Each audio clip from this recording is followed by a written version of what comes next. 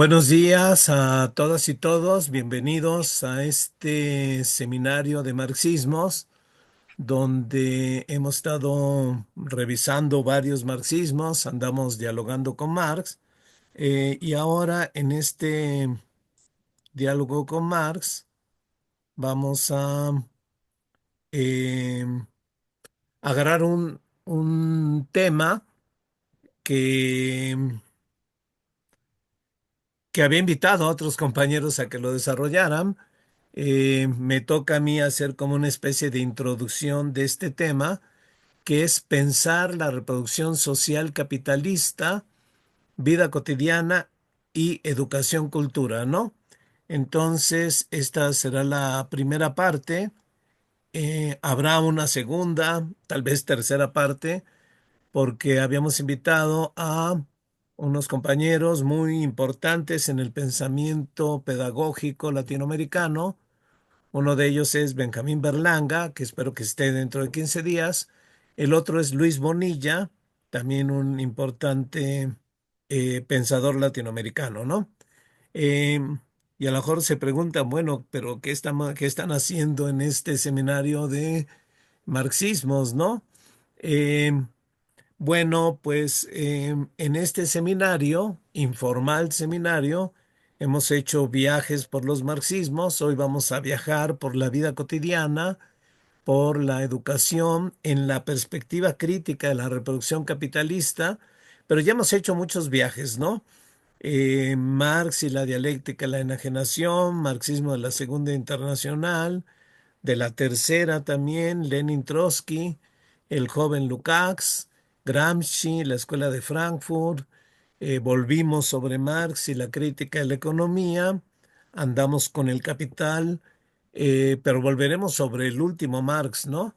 Vimos marxismos trotskistas, marxismos latinoamericanos, marxismos ecológicos, crisis de los marxismos y la emergencia del estructuralismo, postestructuralismo y posmodernismo, que vamos a ver de alguna manera también en esta sesión.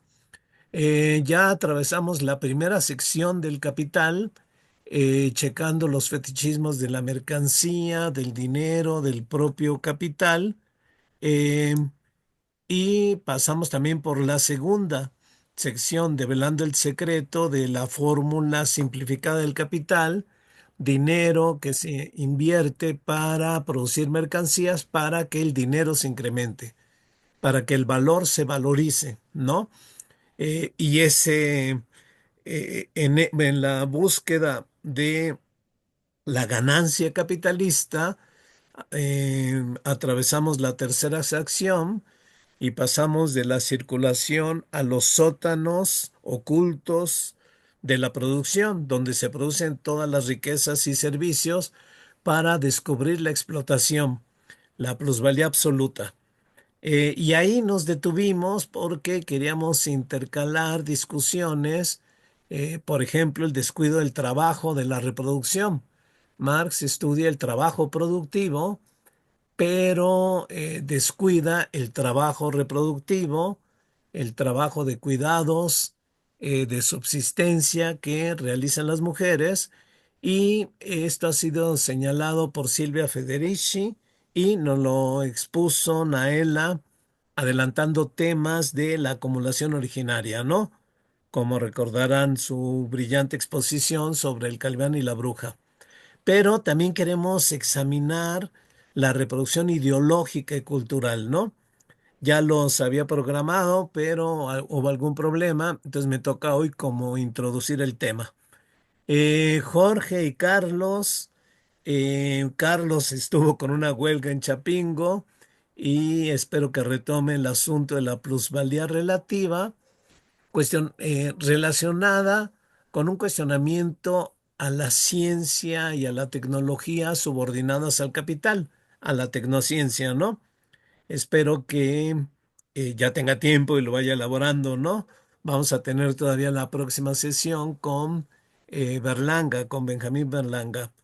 A lo mejor Héctor y Luis Bueno agarran los temas de plusvalía absoluta, plusvalía relativa, salario, sobre todo en la perspectiva de dialogar con Marx, ver los cambios y las luchas de los trabajadores, y luego irnos ya a la última sección, el de la sección de la acumulación, que particularmente me interesa la llamada acumulación originaria, que está muy eh, relacionada con la relación del capital con los campesinos, ¿no? Que me parece un tema central que tenemos que abordar, dado que los campesinos están teniendo una importancia decisiva en las luchas ecosociales de hoy, ¿no? Recuerdo rápidamente El Capital. ¿Por qué ese título, no?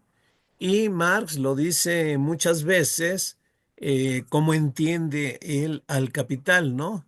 El capital como esa fuerza hostil, enajenada y enajenante, enajenada, ajena al control social, ¿no? Autonomizado, porque el capital empieza a funcionar de manera automática, buscando que el dinero invertido en las mercancías se vuelva más dinero, ¿no? Enajenante y explotador. Un capital que invierte la realidad porque el trabajo muerto, las mercancías, el dinero, las máquinas, las fábricas, dominan al trabajo vivo. La cosa se vuelve sujeto y el sujeto se vuelve cosa. La economía no sirve al ser humano, sino que el ser humano sirve a la economía. Y el capital se vuelve entonces el sujeto automático del capitalismo, ¿no? Eh, Digo yo, por eso se llama el capital, que es parte del gran proyecto inacabado de Marx de la crítica de la economía política. Recordamos en esta interpretación de la dialéctica de la enajenación, que es esto que acabo de señalar, al propio Karel Kosik en su magnífica obra Dialéctica de lo Concreto, donde hay un capítulo en particular que trabaja el capital, ¿no? Y eso hace que la dialéctica de la enajenación se vuelva concreta porque está cruzada con la crítica de la economía política, ¿no? Pero es la misma interpretación, ¿no? El capitalismo es el sistema de la total cosificación o enajenación, ¿sí? El capital como sistema, ¿no? Autonomizado, que funciona automáticamente, enajenado. Esa es nuestra, digamos, mirada sobre el capital. Pero ¿cómo despliega en este libro primero el estudio del capital? De lo simple a lo complejo, dice Marx, ¿no? De la forma más relevante del capitalismo, que es la mercancía, que en el intercambio genera dinero, de ahí hasta la cuestión de la acumulación, ¿no?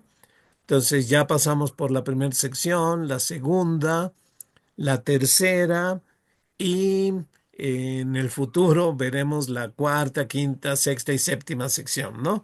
Eh, pero igual vamos a hacer diálogos, ¿no? A lo mejor en alguno de esos detenemos y hacemos un diálogo como este, ¿no? Donde ahora queremos volver sobre el trabajo reproductivo y dialogar sobre la reproducción. Sí nos faltan secciones muy importantes, ¿no? Ya veíamos que la explotación no es otra cosa más que la sustracción de el tiempo de trabajo que va más allá del tiempo necesario que reproduce el valor del salario. Produce un plusvalor, es sustracción de plusvalía, ¿no? Y una manera de extraer plusvalía es prolongando la jornada de trabajo, que es el asunto de la plusvalía absoluta, ¿no? Esta hambre canina, dice Marx, que tiene el capital por la plusvalía. Pero hay otras maneras de obtener plusvalía, como es aumentando la producción, introduciendo innovaciones tecnológicas que permiten que en menos tiempo se produzca el valor equivalente al salario y aumente el tiempo del plusvalor, la plusvalía relativa, pero al mismo tiempo eso hace que la ciencia y la tecnología, la tecnociencia, se vuelvan fuerzas productivas que sirven al propio capitalismo, ¿no? tecnociencia. Ahora, con el neoliberalismo claramente privatizada, ¿no? Una tecnociencia en manos del capital privado. Eh, Luego está el tema de la plusvalía absoluta, la plusvalía relativa, el salario, que no significan otra cosa más que la enajenación del tiempo de vida, ¿no? La enajenación del tiempo laboral y la sobreexplotación que vivimos en nuestros días, ¿no? Es un libro del siglo XIX, pero que sigue explicando el siglo XXI en la medida en que el capital, el capitalismo, sigue siendo el sistema que sigue determinando a este mundo social en el que vivimos, ¿no? La última parte del Capital habla sobre el proceso de la acumulación del capital, donde Marx va a tratar algunos asuntos que quiero repasar, ¿no? Rápidamente, la cuestión de la reproducción económica simple, que es una especie de examen formal que hace Marx para probar que en la medida en que la producción capitalista se mantiene, se repite, pues se van reproduciendo las condiciones de la propia producción capitalista, ¿no? Que es una elaboración un poco formal, abstracta, para probar tal punto, porque en realidad lo que ocurre en la dinámica real del capital es que el dinero, eh, la ganancia dineraria, la conversión de la plusvalía en dinero, se reinvierte, ¿no? A la propia, al propio proceso productivo, y eso es justamente la acumulación, pero también la reproducción siempre en una escala más ampliada porque el capital va creciendo, ¿no? Ahí en el asunto este de la acumulación, Marx va a hablar de una ley de la acumulación, una ley poblacional, ¿no? Probada de manera irrefutable, ¿no? Esa ley hablaba de despoblar el campo y sobrepoblar los centros urbanos industriales, ¿no? Cosa que estamos viviendo y que va a determinar mucho uno de los asuntos que estamos viendo, ¿no? Que es la cuestión de la reproducción desde la perspectiva de la vida cotidiana, la transformación de la vida cotidiana, ¿no? El paso de lo rural a lo urbano, ¿no? Muy claramente como signo del capital eh, actual, ¿no? Y también la cuestión de la llamada acumulación originaria, que es siempre una observación irónica, eh, una burla de Marx a los capitalistas, porque en realidad esa acumulación originaria violenta es una acumulación eh, permanente, ¿no? Este ataque del capital de despojo contra el campo, ¿no? Entre otros aspectos, ¿no? Porque también implica colonización, extractivismo, etcétera, ¿no? Entonces, el asunto es la cuestión de la reproducción. Nos interesa la reproducción ideológica, cultural, pero no está por demás señalar que Marx también está pensando en la reproducción a un nivel de la economía, ¿no? Propiamente, a nivel del proceso productivo, ¿no? Por eso, en esta parte que les comentaba sobre la reproducción simple, Marx dice, bueno, si el proceso social de producción capitalista es continuo, bueno, esto significa que es un proceso de reproducción, ¿no? Digamos que esa inversión del dinero en mercancías para que se obtenga ganancias es continuo, pues se va reproduciendo, ¿no? Por supuesto que esa ganancia viene de la plusvalía, de la explotación del trabajador. En este caso queda en manos del capitalista, eh, pero el trabajador sale de este proceso de producción y reproducción como entró, ¿no? Empobrecido y asalariado, ¿no? Porque este proceso va reproduciendo la escisión del trabajador con las condiciones del trabajo, va reproduciendo las condiciones de explotación donde se ve obligado a vender su fuerza de trabajo, a ser explotado, De modo que en este proceso de producción y reproducción, eh, el capital, por un lado se sale el capitalista y por otro lado sale el asalariado, ¿no? Siempre en este proceso. Entonces, aquí está, ¿no?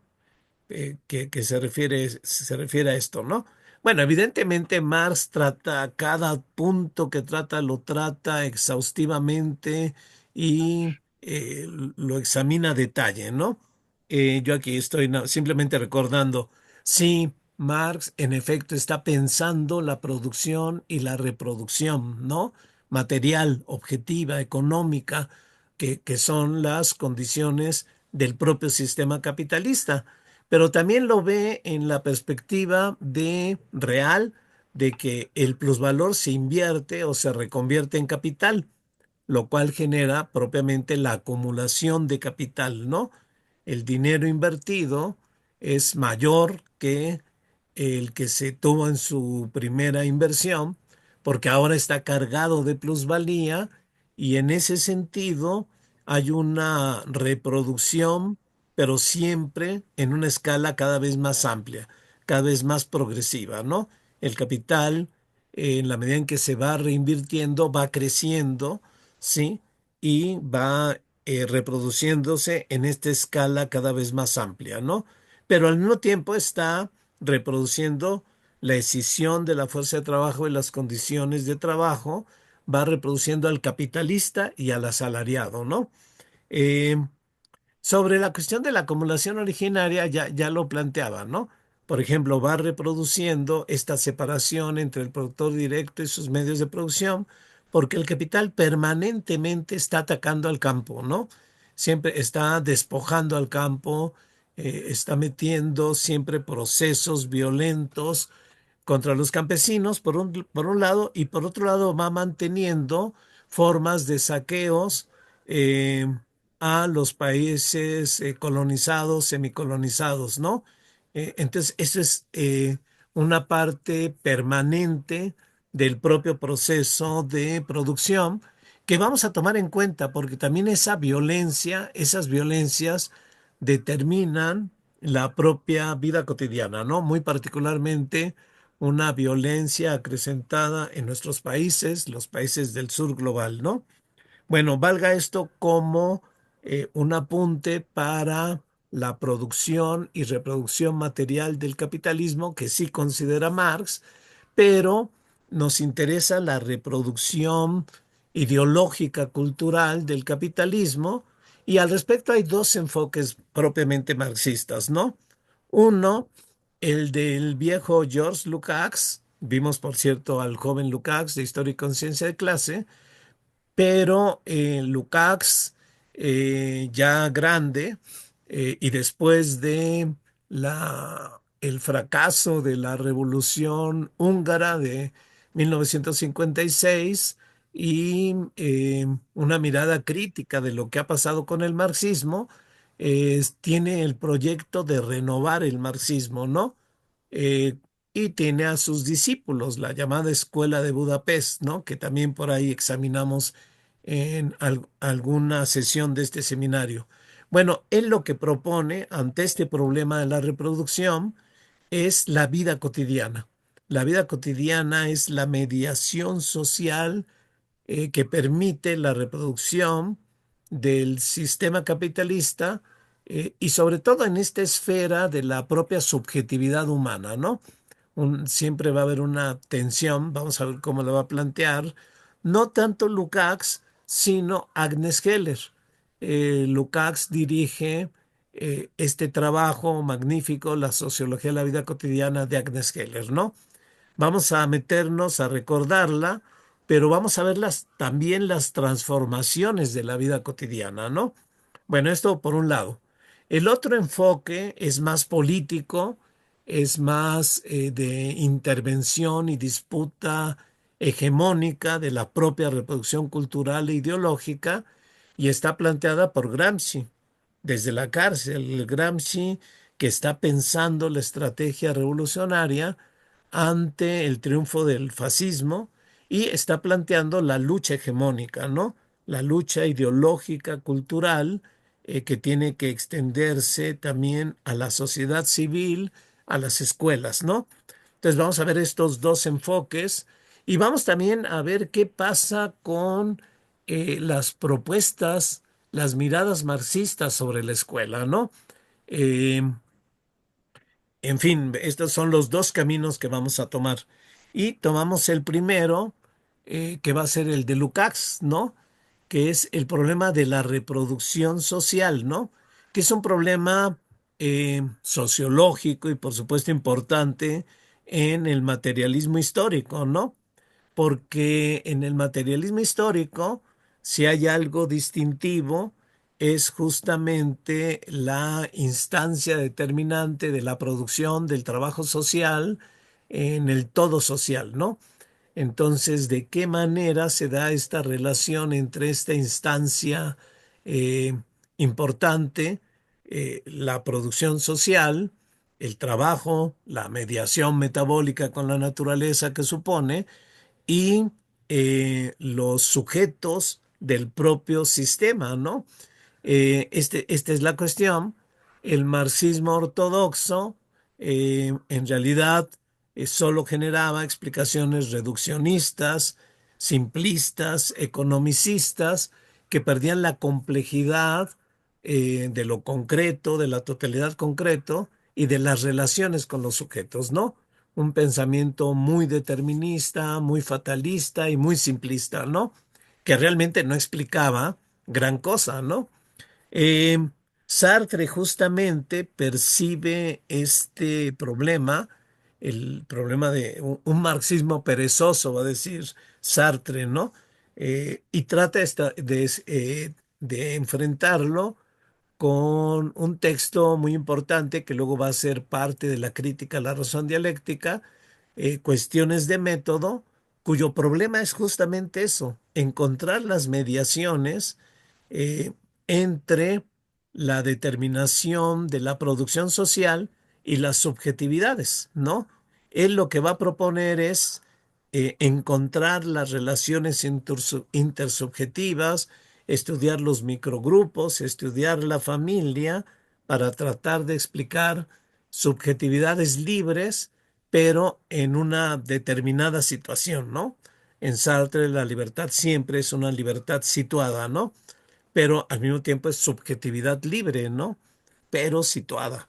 Eh, Cuando trata de profundizar más en esta explicación, que es la tentativa de la crítica a la razón dialéctica, en realidad, cuando hace esa fenomenología de la praxis, pero que viene del sujeto individual, que luego se va volviendo intersubjetiva, en realidad se extravía, ¿no? Hay una especie de extravío deja inconclusa la obra, porque no logra probar realmente la dialéctica que viene de la subjetividad libre, de la praxis materialista, objetiva determinada y sobre todo por la instancia de la producción social, ¿no? Entonces, eh, en otra perspectiva, incluso muy crítica, esta tentativa de Sartre, por ahí Perry Anderson va a decir, del fracaso de Sartre viene el estructuralismo, lo cual me parece una explicación muy simplista y determinista, pero bueno, es un debate cultural el que se está teniendo ahí, académico, si se quiere, aunque el académico aquí es Althusser, ¿no? Eh, entonces, Althusser trata de encontrar una solución a este problema con la idea de la sobredeterminación, de esta causalidad múltiple de la estructura social, ¿no? Sin embargo, Althusser en realidad viene del estructuralismo, hay una negativa a la subjetividad, ¿no? Para él lo que cuenta son las estructuras, ¿no? Abandonemos el estudio del hombre, abandonemos el estudio del sujeto, ¿no? Eh, Examinemos esto como estructuras y veamos cómo las estructuras se sobredeterminan. No hay una instancia, es un conjunto de instancias. Tendrá más peso la producción social, pero también influyen las otras estructuras y hay una causalidad estructural, ¿no? En realidad, como vamos a ver, Althusser va a recaer en la cuestión de las mediaciones, eh, un poco leyendo a Gramsci a su modo y proponiendo lo que él va a llamar aparatos ideológicos del Estado, ¿no? Que va a ser un enfoque también, por cierto, para examinar la educación. Eh, pero el problema es un poco al contrario de lo que pasa con Sartre, ¿no? Si Sartre eh, sigue esa subjetividad libre y no la logra conectar de manera satisfactoria con la totalidad concreta de la vida social capitalista, en el caso de Althusser, la subjetividad es eliminada, ¿no? Y con ello la praxis, la posibilidad de pensar y transformar conscientemente a la propia sociedad, ¿no? Entonces, dos tentativas fallidas en la búsqueda de las mediaciones, ¿no? Y tenemos esta idea de Lukács de que la vida cotidiana es la mediación que permite entender cómo las fuerzas básicas de una formación social, la economía, el trabajo social, influyen en los sujetos, ¿no? Entonces, este va a ser lo que va a intentar hacer Agnes Heller, ¿no? Agnes Heller en esta obra que ya examinamos, la vamos a repasar rápidamente, Sociología de la vida cotidiana, lo que va a tomar son dos miradas para examinar la vida cotidiana, ¿no? Una, la teoría de la reproducción, y la otra es la teoría de la enajenación, ¿no? Eh, y va a tratar de realizar esta mediación, ¿no? Ya habíamos visto este proyecto de la sociología de la vida cotidiana, ¿no? Digamos, la vida cotidiana es la esfera de la reproducción. Ella dice, es la esfera donde todos los seres humanos estamos interesados en reproducir diariamente nuestra subsistencia, ¿no? Diariamente comer, diariamente vestirnos, diariamente ir a trabajar, diariamente hacer lo que tenemos que hacer para subsistir, ¿no? Eh, digamos, la reproducción, dice ella, del hombre particular, ¿no? El hombre particular es aquel que se dedica a la subsistencia, a la reproducción de su existencia cotidiana.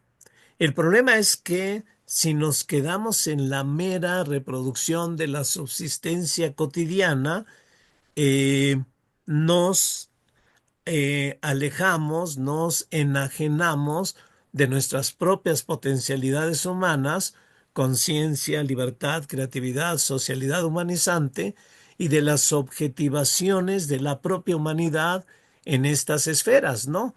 La ciencia, la sabiduría, eh, el arte, la praxis, la política, la socialidad humanizante, ¿no? Entonces, esta va a ser un poco la perspectiva de esta obra, ¿no? La perspectiva de la reproducción, esta necesidad que tenemos todos los seres humanos de reproducir nuestro ser particular, eh, pero si nos dedicamos solo a ello, estamos enajenados, nos enajenamos de nuestras potencias y de las altas creaciones y posibilidades de vida enriquecidas por el desarrollo y la objetivación de esas potencias humanas, ¿no? Pero dice, podemos hacerlo en la vida cotidiana, podemos volver motivaciones, necesidades radicales, va a decir en otro libro, necesidades radicales, el desarrollo de nuestras potencias humanas, de la asimilación de esas objetivaciones de la especie humana, e incluso pueden ser, va a decir en otro libro sobre la teoría de las necesidades de Marx, pueden ser motivaciones, necesidades que no se pueden realizar en este mundo capitalista y pueden volverse fuerzas revolucionarias, ¿no? El desarrollar estas necesidades de desplegar nuestras potencias, ¿no? Pero igualmente pueden ser revueltas subjetivas que hagamos en nuestra propia vida cotidiana, como tomar un domingo en la mañana para entrar a este extraño seminario de marxismos, ¿no? con la idea de ampliar nuestra conciencia, de socializar, en fin, ¿no? Eh, que puede ser un ejemplo, ¿no? Y al rato nos vamos a ver alguna serie de Netflix y andamos en esta tensión de enajenación, desenajenación, pero la desenajenación es posible, ¿no? Este es el enfoque de Heller, muy filosófico, ya lo vimos en detalle, muy rico, es todo un programa de desenajenación que no vamos a volver a repetir, sino en todo caso a señalar algunos problemas de este enfoque, ¿no? Centrado en la vida cotidiana. Y una primer cuestión que podemos hacer, que ya de alguna manera se hizo, es el, digamos, descuido de los trabajos de reproducción de cuidados de subsistencia, ¿no? Y la injusta e histórica asignación de las mujeres a ese tipo de trabajos, ¿no? Esto lo plantea con mucha claridad Silvia Federici. Ya lo vimos en El Calván y la Bruja, donde nos explica cómo ya desde la génesis del capitalismo hay una domesticación o un encierro de las mujeres violentísimo en el ámbito doméstico, ¿no? Ya vimos cómo esta explotación material de las mujeres en realidad no es una especie de resabio precapitalista, porque justamente el capitalismo nace de la crisis del feudalismo en la Alta Edad Media, cuando hay una serie de rebeliones campesinas como contrarrevolución, particularmente contra los campesinos y contra las mujeres, ¿no? Todo este asunto del despojo de tierras y las leyes eh, sangrientas contra los campesinos desposeídos de medios de producción, pero también las leyes brutales, salvajes contra las mujeres en esta cacería de brujas que duró siglos, ¿no? Que también está eh, paralelo con los enormes y violentos procesos de conquista y colonización y de despojo, de extractivismo, ¿no? Pero Federici avanza sobre esto, ¿no? Examinando las relaciones problemáticas de marxismo y comunismo, ¿no? Y feminismo. Admite que Marx contribuye al desarrollo del pensamiento feminista, pero no elabora propiamente la teoría feminista, ¿no? Hay algunos aspectos importantes que pasan porque tal vez no tenga esta perspectiva feminista, que es algo que reivindican, por cierto, las feministas, una epistemología feminista que permite ver lo que los hombres no ven, ¿no? Y de esta manera tal vez recomponer al propio materialismo histórico desde la perspectiva feminista, ¿no?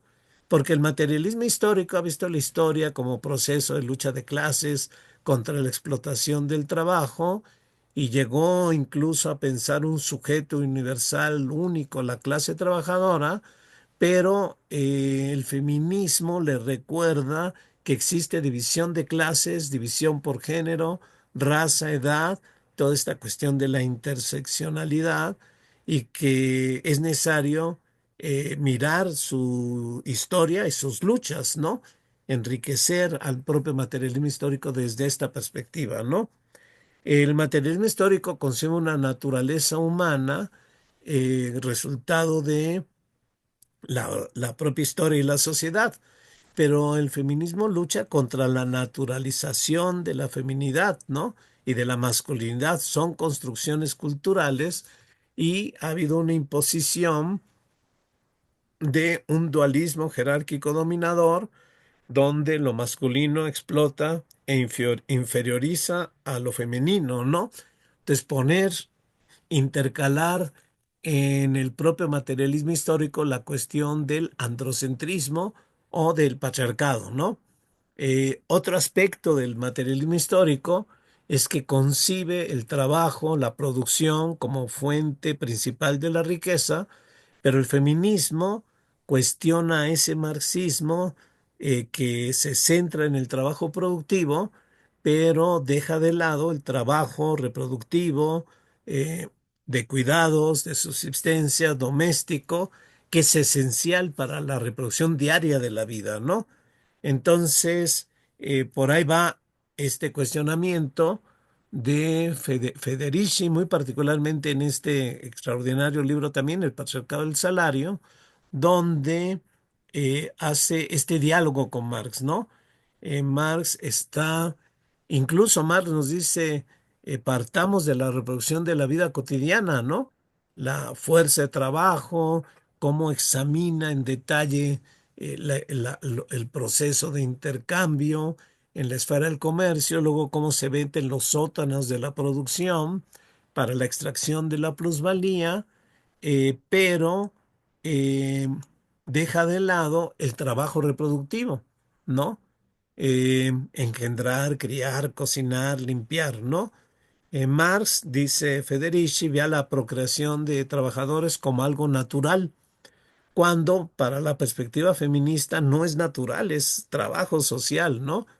Marx incluso ve el crecimiento poblacional por las revoluciones tecnológicas, pero lo que no destaca es que se está negando el derecho a las mujeres del control de la natalidad, que ya nos explicaban cómo viene esto con la casa de brujas, ¿no?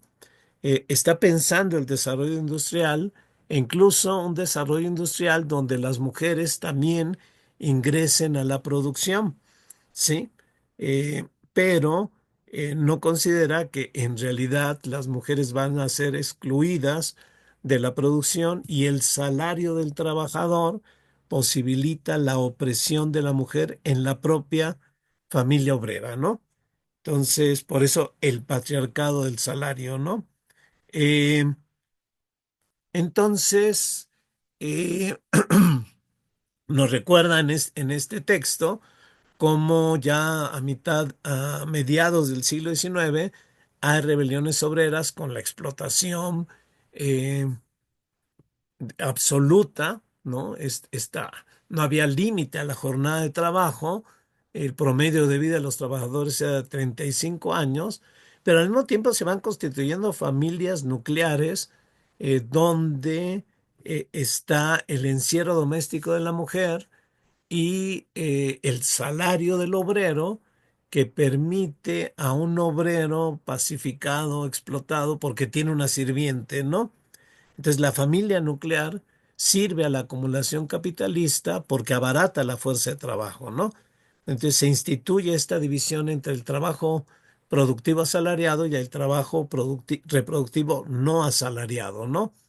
Y esto permite que justamente estas relaciones de dominio se den también en la propia clase de los trabajadores, ¿no?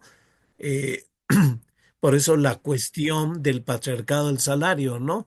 Estos dos trabajos, ¿no? El productivo de los hombres en la industria que produce mercancías, que les permite recibir un salario y entonces establecer una jerarquía y un poder en la familia. Y por otro lado, el trabajo reproductivo de las mujeres en la casa, ¿no? Que reproduce, por cierto, la fuerza de trabajo, pero sin salario, lo cual coloca a las mujeres en una situación de dependencia, ¿no? Entonces, ver la vida cotidiana sin este aspecto es muy parcial, ¿no? Entonces tenemos que, si queremos examinar la vida cotidiana, tenemos que tomar en cuenta estas transformaciones, ¿no? Estos descuidos del propio marxismo, ¿no? Como va a ser también una insistencia de la Escuela de Frankfurt, ¿no?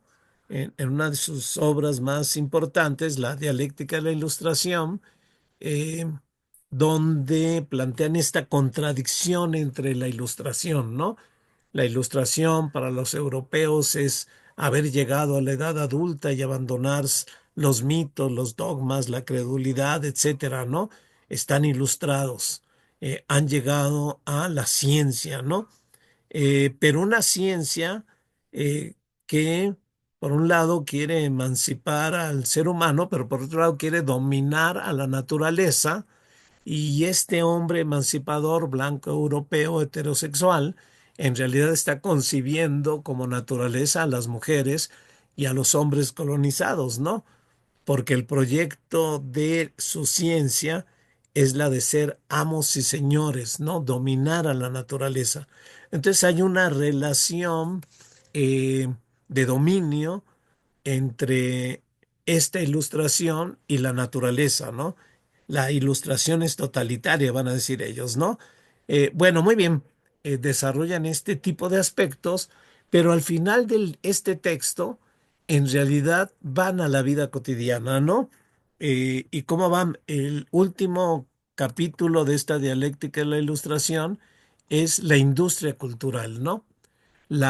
Esta famosa ilustración eh, que ya Adorno, Horkheimer están cuestionando en este texto, en realidad es una ilustración que se vuelve industria cultural que va a volver a mistificar a las masas, ¿no? Y aquí va a jugar un papel importantísimo los medios de comunicación de masas, que no pretenden transmitir conocimientos, no pretenden comunicar, porque es un negocio, ¿no? Mandan mensajes autoritarios, esquemáticos, clichés, van determinando a los consumidores, van empobreciendo estéticamente a la gente, van atrofiando la imaginación y la espontaneidad, paralizan la actividad mental, van excluyendo la imaginación. Y van engañando con mitos que invitan al conformismo, van deshumanizando la vida humana y en realidad son evasiones de la vida cotidiana a la propia vida cotidiana, ¿no? Entonces, este poder de la industria cultural, pues por supuesto, reconfigura la vida cotidiana. Y ellos estuvieron en Estados Unidos y particularmente estudiaron los mensajes de la televisión, ¿no? De alguna manera, este texto va resumiendo las conclusiones de sus investigaciones, ¿no? Esta industria de la cultura que contradice esta idea de la ilustración como iluminadora, como desmitificadora, pues es una industria mitificadora, ¿no? Enajenante. Producen, guían, disciplinan, dominan impulsos revolucionarios, promueven el conformismo, vuelven el arte una mercancía donde ya no hay crítica ni respeto, ¿no? Todo eso lo podemos constatar en los medios de comunicación actuales, ¿no? Entonces, ellos van avanzando, pero de alguna manera van detectando también estos cambios en la vida cotidiana, ¿no? Marcuse en el hombre unidimensional, que también por ahí habíamos revisado, insiste sobre lo mismo 10 años después, en los años 60, ¿no? Cómo hay una sociedad industrial que está produciendo un hombre unidimensional, ¿no? Un pensamiento unidimensional, porque al mismo tiempo que controla el tiempo de trabajo, controla el tiempo libre, ¿no? El tiempo de ocio, ¿no? Y controla la cultura, tanto la material como la intelectual, manipula las necesidades, ¿no? Eh, impide la oposición y esta idea que ya van Marcuse, Lefebvre y otros van a estar planteando el capitalismo no solo domina la producción, sino que también domina el consumo, ¿no? Sobre todo el papel de los medios de comunicación que son importantes en esta tarea de dominar y imponer un pensamiento unidimensional, ¿no? Eh, entonces, digamos, ya están detectándose cambios en la vida cotidiana y uno que también es muy atento a estos cambios de la vida cotidiana porque lo vuelve hasta tema, escribe 3 libros sobre la vida cotidiana después de la Segunda Guerra Mundial y en su último libro, el de 1968, La vida cotidiana en el mundo moderno, Henri Lefebvre, marxista francés, muy importante, va determinando cambios de la vida cotidiana, ¿no? Como muy claramente se abandonan los restos de lo rural y se pasa de manera definitiva a lo urbano, industrializado y mercantilizado, ¿no? Y luego de ahí va a tener toda una serie de reflexiones sobre el mundo urbano, por cierto, ¿no? Ahora, la cotidianidad entonces es una cotidianidad programada en este mundo urbano que se va adaptándose a la producción y al consumo capitalista, ¿no? Dice Lefebvre, se deja de ser sujeto, rico en subjetividades, para ser objeto de la organización social, ¿no? Em, Aquí me resuenan muchas cosas de Foucault y otros pensadores, ¿no? Va menguándose, empobreciendo lo simbólico y se va pasando a un mundo ya donde no hay la densidad de los símbolos, sino de los signos, las señales que ordenan, que regularizan, que homogenizan, ¿no? Se instituye, dice Lefebvre, y luego lo va a repetir Debord, la sociedad del espectáculo, ¿no? Toda la creatividad es consumo de espectáculo, es el espectáculo del consumo, ¿no? Si hay una influencia muy clara de Lefebvre en Debord y toda esta cuestión de la sociedad del espectáculo, ¿no? También ya avanza sobre la cibernetización de la sociedad, ¿no? Eh, digamos, una intuición eh, plenamente realizada en nuestros días, ¿no? La sociedad se va volviendo sobre represiva y terrorista, ¿no? Y se constituye como rasgo distintivo en estos cambios de la vida cotidiana la sociedad burocrática del consumo dirigido, ¿no? Digamos, la examen de la vida cotidiana eh, va examinando justamente el asunto cultural, ¿no? El asunto de la reproducción ideológico-cultural del propio capitalismo, ¿no? Van detectando estos cambios, por supuesto, ¿no? Eh, y él va a plantear ante este asunto la revolución cultural en y desde la vida cotidiana, ¿no? Porque una verdadera revolución debe de cambiar la vida cotidiana, no solo al Estado y las relaciones de producción, también hay que cambiarlas y un poco también lo que insistía esta Agnes Heller, ¿no? Pero el cambio tiene que ser en la vida cotidiana y la vida cotidiana tiene que ser no objeto de consumo dirigido burocráticamente, sino obra de nuestra propia existencia, ¿no? Entonces, estamos viendo cambios, ¿no?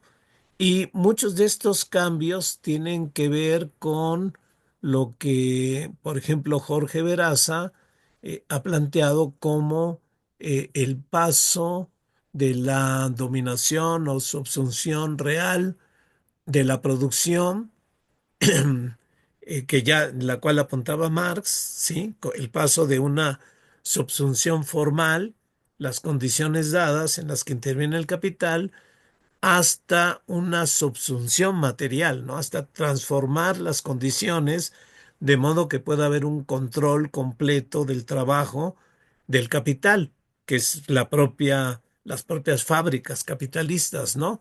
Entonces, lo que está planteando Jorge Veraza, economista crítico mexicano, es que también va ocurriendo con el propio consumo, ¿no? En un libro importante, La subsunción real del consumo bajo el capital, ¿no? Entonces, no solo hay una subordinación del trabajo, sino que también hay una subordinación del consumo, de modo que se consumen mercancías cuyo valor de uso se ha degradado hasta volverse tóxico, ¿no? Entonces, prácticamente todo lo que consumimos, eh, la alimentación, el uso de automóvil, la colonización del ocio, el medio ambiente, todo esto va deteriorando la calidad de la vida humana, la propia salud de la vida humana y también del medio ambiente, ¿no? Entonces, un poco lo que trata de determinar es lo que está ocurriendo también en el propio capitalismo, ¿no? Esta subsunción real no solo de la producción, sino también del consumo, ¿no? Como una hipótesis interesante para examinar esto, porque en efecto lo que estamos viendo son cambios, ¿no? Bauman, por ejemplo, va a hablar de la modernidad líquida, ¿no? Toda la vida pasamos de una modernidad sólida, con estabilidad laboral, por ejemplo, a una modernidad líquida, donde no va a haber trabajo estable, van a estar surfeando, dice Bauman un poco irónicamente, de un trabajo a otro sin trabajos precarios, ¿no? Pero no, no solo está la cuestión del trabajo precario, la propia sociedad de consumo se transforma. Digamos, ya no solo está el alentar a que seamos meros objetos consumistas de la sociedad burocrática dirigida del consumo, sino que nosotros mismos seamos mercancías que tengamos que vendernos, ¿no? Esto es lo que está ocurriendo, dice Bauman, ¿no? O sea, tal precariedad, por cierto, del neoliberalismo, está generando estos cambios, ¿no? Tiempos de velocidad, ¿no? Donde estamos presionados eh, para ir de un trabajo precario a ser explotados intensivamente, comprar las ofertas que tenemos, ver las efímeras noticias del día, de modo que todo se vuelve líquido, ¿no? La cultura, la educación, el arte, las propias relaciones afectivas, ¿no? La solidaridad se evapora, la empatía se vuelve líquida, el amor se vuelve líquido, ¿no? La incapacidad de las generaciones de establecer relaciones profundas y duraderas, ¿no? Así define el amor líquido Bauman, ¿no? Entonces, sin duda están ocurriendo transformaciones cotidianas muy importantes, ¿no? Eh, la reproducción cultural ideológica, y son tiempos del neoliberalismo en realidad, ¿no? Está, por ejemplo, la condición posmoderna, ¿no?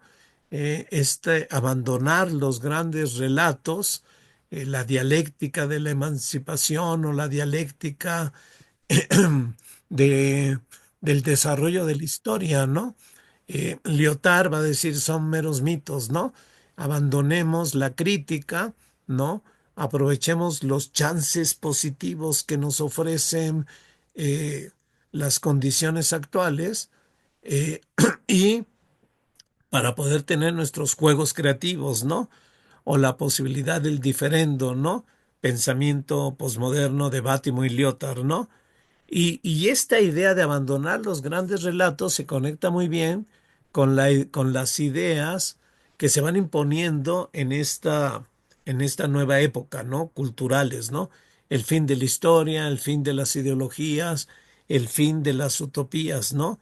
El egoísmo, entonces, el regreso a la ficción individualista en su versión narcisista, como lo va a registrar Lipovetsky, ¿no? En la era del vacío, donde plantea justamente cómo la rebeldía de los años 60 y 70 en realidad regresa al individualismo y al narcisismo, al hedonismo, ¿no? Entonces, lo que estamos viendo, dice él, es una especie de narcisismo colectivo, ¿no? Eh, que está perdiendo además el futuro, porque es el presente. Solo se vive el presente, ¿no? Entonces, es muy interesante este texto que también explora la vida cotidiana de Lipovetsky, La Era del Vacío, este culto al cuerpo, este culto a la juventud, este culto a ganar el tiempo contra el propio paso del tiempo, ¿no? Estos narcisos, pero al final de todos estos exámenes, estos narcisos sienten un malestar, una, un sentimiento de vacío interior, de una vida absurda, ¿no? Una incapacidad para sentir las cosas y los seres, una desensibilización, exactamente, ¿no? Una indiferencia, ¿no? Eh, en fin, diagnósticos de la vida cotidiana.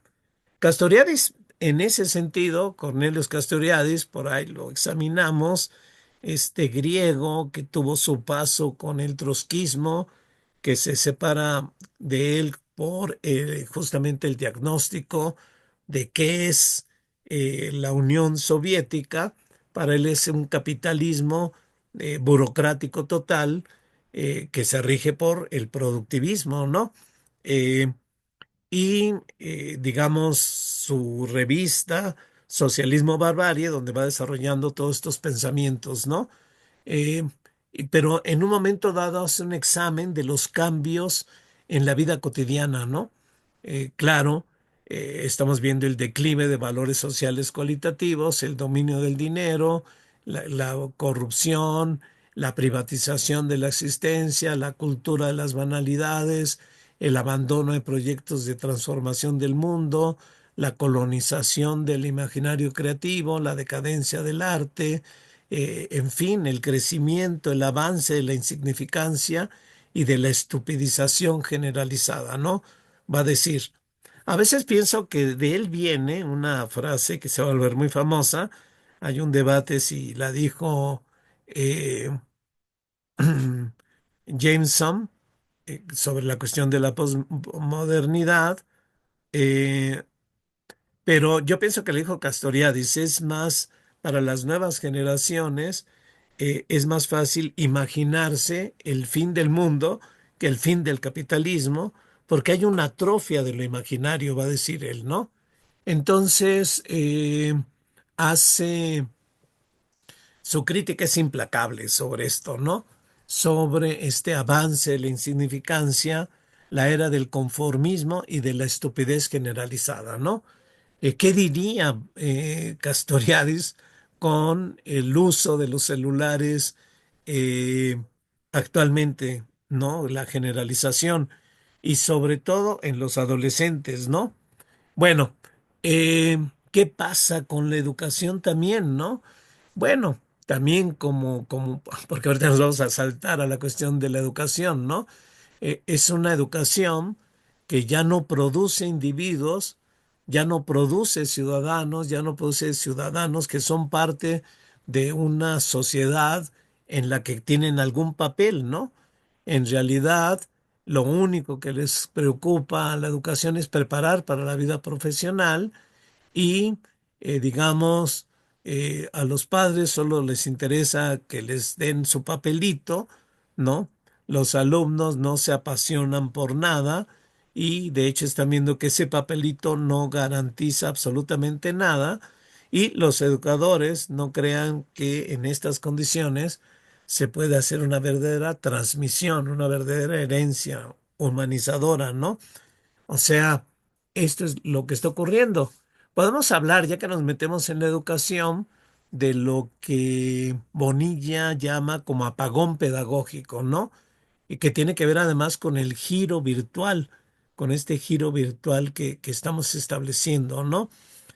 Para él es como la respuesta a el desarrollo tecnológico que estamos sufriendo y cómo va la máquina productiva y tecnológica afectando a la propia máquina escolar, ¿no?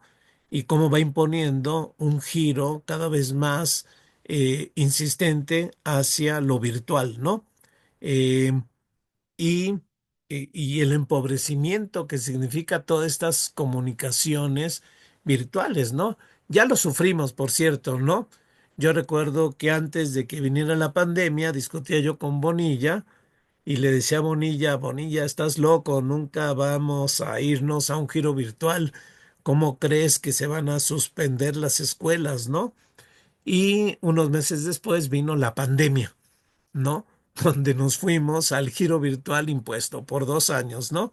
Y este giro virtual anuncia tendencias en el capitalismo actual, ¿no? Que están afectando la vida cotidiana, ¿no? La extensión del trabajo de servicios en línea, a distancia, ¿no? El negocio del capital de las plataformas, ¿no? Y todos los efectos que implica el trabajo a distancia, ¿no? Ahora, francamente, todos los maestros, por ejemplo, no sé, yo luego tengo 2 o 3 reuniones a la semana por eh, reuniones de trabajo, ¿no? Nuestro tiempo libre también está colonizado, ¿no?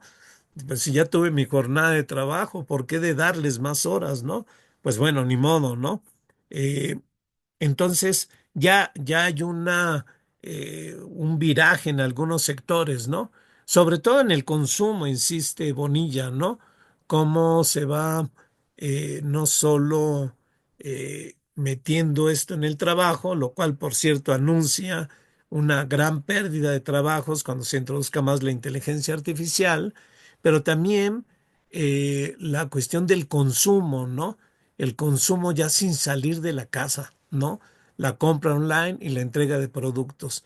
Dice Bonilla, la idea es que todo el trabajo, el consumo, la educación, el entretenimiento estén en la casa, ¿no?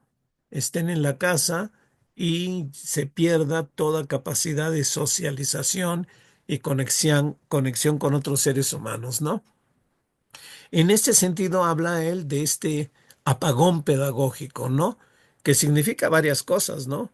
Por un lado, la fragmentación de la pedagogía al volverla modas temporales, la moda didáctica, la de la planeación, la de la evaluación, la del currículum, donde ya el asunto propiamente educativo de la sociedad se pierde, ¿no?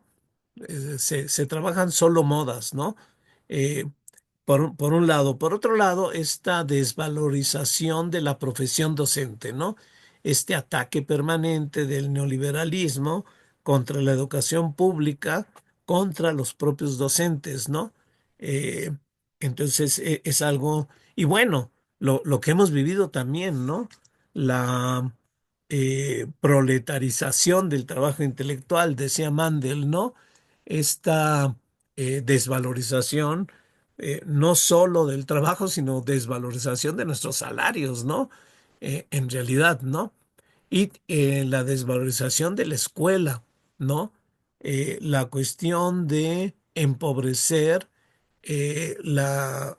propiamente la formación educativa eh, y esta tendencia a desaparecer la escuela, la escolaridad, ¿no? Bonilla, a ver si lo invitamos, tiene toda una serie de conocimientos y él está anunciando este giro virtual, ¿no? Dice, ya lo tienen preparado, ya tienen las plataformas, ya tienen los programas, ya tienen todo propiamente para el giro y el abandono de la escuela tal y como la conocemos, ¿no? Que tiene que ver con la privatización. También habría que decir que este giro virtual afecta propiamente a la política, ¿no? Todos estos cambios culturales, ideológicos, esta introducción de la virtualidad también ha corroído la modernidad política, ¿no? Nosotros que somos muy críticos de la modernidad política, eh, pues es posible también el cierre de propiamente el riesgo del cierre de la esfera pública política, que es el espacio que tenemos nosotros para intentar cambios radicales, cambios revolucionarios, ¿no? Ya Daniel Ben Said advertía también sobre este tipo de peligros, ¿no? Y la gran transformación de la educación, digamos, pero fíjense, estamos hablando de pedagogía, pero ya no en la escuela, ¿no? ¿Qué está ocurriendo en la sociedad, no? Porque la escuela está dejando de educar, ¿no? ¿Por dónde está pasando la pedagogía? Dice Rita Segato, está ocurriendo una pedagogía de la crueldad. Pero no es que en la escuela se promueva una pedagogía de la crueldad, ¿no? En realidad lo que está pasando es que se está enseñando, nos estamos habituando y se está programando a los sujetos para transmutar lo vivo y la vitalidad en algo que lo mate, ¿no? Estamos acostumbrándonos cada vez más a la violencia, ¿no? Nos estamos habituando a todo esto, o sea, nos estamos acostumbrando a lo que ocurre con las mujeres, a lo que ocurre con... hubo campos de exterminio, no hubo campos de exterminio. Bueno, la violencia es extrema, ¿no? Ya sabemos que cortaban cabezas, que disolvían cuerpos, en fin, ¿no? Es una violencia extrema en México y es una tendencia en el mundo, ¿no? Y nos estamos acostumbrando a que esto se debe por el extractivismo, por el capital criminal que ha crecido, etcétera, ¿no? Por el terrorismo de Estado. Y esa es la verdadera educación, dice Rita Segato, que nos está educando, ¿no? Eh, nos está educando propiamente en la crueldad. Habrá que checar este texto magnífico de Rita Segato. La introducción, por cierto, ¿no? Son unas pocas páginas que casi introduje todas, pero es esta normalización de la violencia, que es realmente lo que está educando actualmente a las nuevas generaciones, ¿no? Eh, Esto nos lleva al asunto ya propiamente, bueno, ahí está Rita Segato, ¿no? Al asunto de que vivimos entonces una crisis pedagógica, una crisis de la educación formal en la escuela, pero más grave, la educación informal fuera de la escuela, ¿no? La no educación en las familias, ¿no? La no educación en ninguna parte, ¿no? Porque los jóvenes, los niños, se están educando en en esta descomposición cultural ideológica del propio capitalismo, ¿no? En esta pedagogía de la crueldad. Eh, y esto nos lleva a la cuestión, a la otra mirada sobre la escuela, ¿no? A ver si me voy más rápido con esto, ¿no? La otra mirada, acuérdense, dos miradas sobre la reproducción ideológica, cultural del capitalismo, ¿no? La de la vida cotidiana, y hemos visto qué ha pasado y qué está pasando con la vida cotidiana, ¿no? Berlanga tiene exámenes muy críticos también sobre las transformaciones de la vida cotidiana y cómo la educación está ocurriendo propiamente fuera de las escuelas, ¿no? Pero ¿qué pasó en las escuelas, no? Gramsci aborda la cuestión esta de la reproducción social, ideológica, cultural, en términos políticos, ¿no? Gramsci es un revolucionario, está pensando la filosofía como praxis revolucionaria, eh, la idea de hacer un marxismo más complejo que tome en cuenta no solo que abandone el economicismo, que entre en una reflexión de la política, de la cultura, y que plantee el asunto del poder como hegemonía, ¿no? La lucha política es contrahegemónica, crítica, pero también para crear una nueva hegemónica que venga de las clases subalternas, ¿no? Y esa es una tarea de los partidos revolucionarios, no solo los movimientos sociales, ¿no? Ir generando una nueva hegemonía intelectual, moral, cultural, que se vuelva un sentido común. Entonces, esta perspectiva política es la que va a tener Gramsci cuando avance sobre las reflexiones propiamente pedagógicas, ¿no? La hegemonía es el centro de su pensamiento, ¿no? Como ya lo habíamos examinado anteriormente, ¿no? Hegemonía y consenso para las clases explotadas y aliadas y coerción para la burguesía, ¿no? Formar un bloque histórico, alianza con diversas fuerzas, pero en ese bloque histórico también tiene que haber una fuerza hegemónica cultural, ideológica, ¿no? Es la insistencia de Gramsci, ¿no? Eh, entonces, Gramsci, digamos, en la cárcel, esto es lo que él está pensando, ¿no? La necesidad de una lucha cultural, la necesidad de incidir en las escuelas, también en esta perspectiva hegemónica, y Perry Anderson, que se mete de fondo en los cuadernos de la cárcel, señala un descuido de Gramsci, ¿no? En realidad, la gran fuerza hegemónica del capitalismo no viene tanto de la tele, ¿sí? No viene tanto de, digamos, la escuela, ¿sí? Sino que viene de la propia política, ¿no? De este, digamos, dominio político burgués, ¿no? Las elecciones, los partidos, ¿no? La creencia, la ilusión de que vivimos en una democracia representativa y que hay división de poderes, ¿no? Dice, ese es el gran engaño y esa es la gran forma de legitimarse de los gobiernos actuales, ¿no? Esto es lo que hay que poner en cuestión, pero al mismo tiempo que pones en cuestión tienes que generar una idea hegemónica de verdadera democracia, ¿no? Que es un reto también para las propias izquierdas, ¿no? Pero en fin, en realidad es interesante la pedagogía gramsciana porque Gramsci, digamos, no se va por estas ideas de las escuelas libres, ¿no? critica estas ideas, digamos, de escuelas donde los alumnos hay que dejarlos en la libertad, etcétera, porque él dice que finalmente esto empobrece la enseñanza, esto va empobreciendo culturalmente a los estudiantes y justamente estudiantes empobrecidos culturalmente con poca educación eh, son estudiantes en donde es más fácil que la hegemonía ideológica de las clases dirigentes se imponga sobre ellos, ¿no? Entonces él defiende una pedagogía directiva, ¿no? Abiertamente política. Se trata de crear contrahegemonía y constituir un nuevo sentido común y una concepción crítica del mundo burgués, ¿no?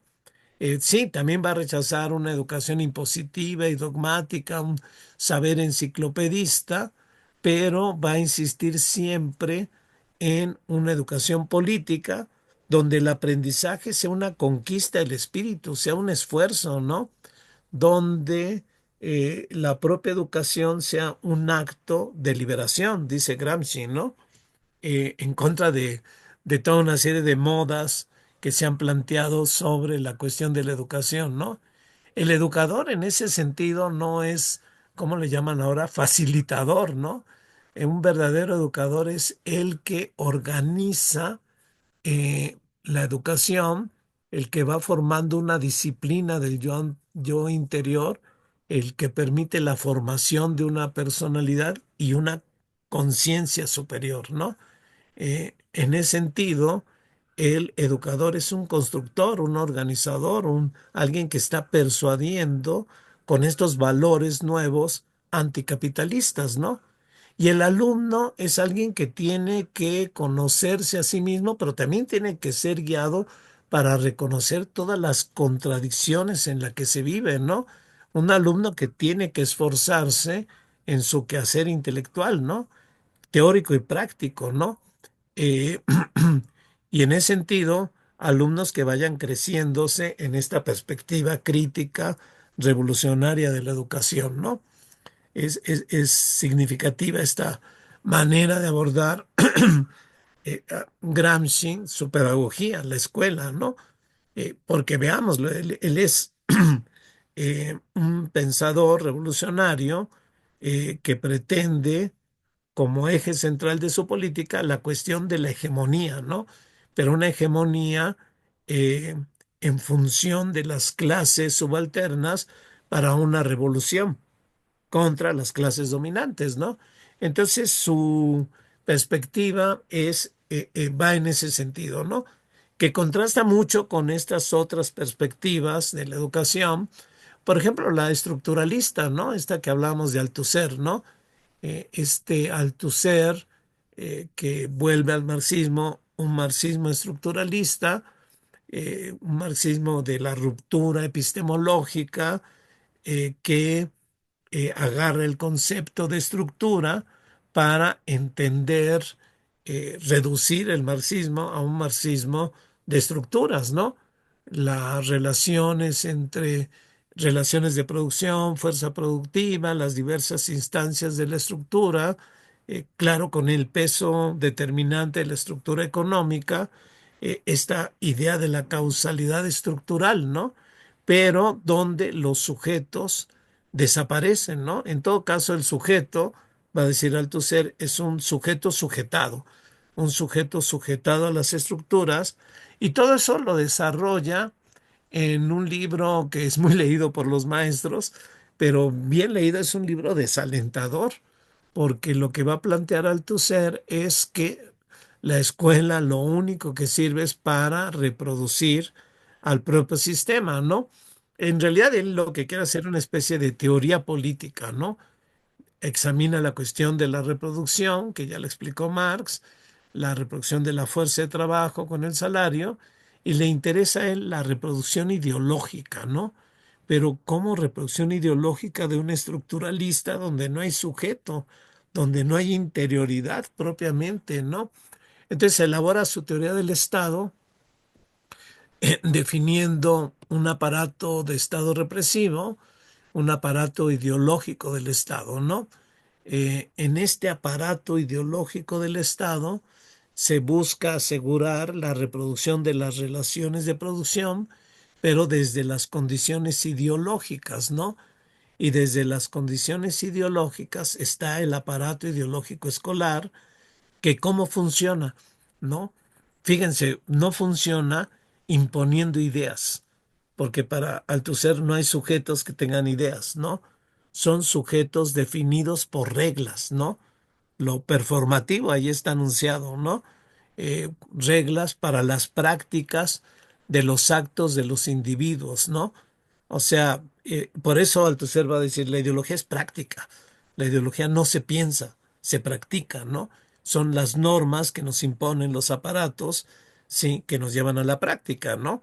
Los maestros que nos metemos a la hora, porque esa es la norma, y en el salón de clases nos comportamos de cierta manera porque esa es la norma, somos sujetos sujetados que nos imaginamos libres, ¿no?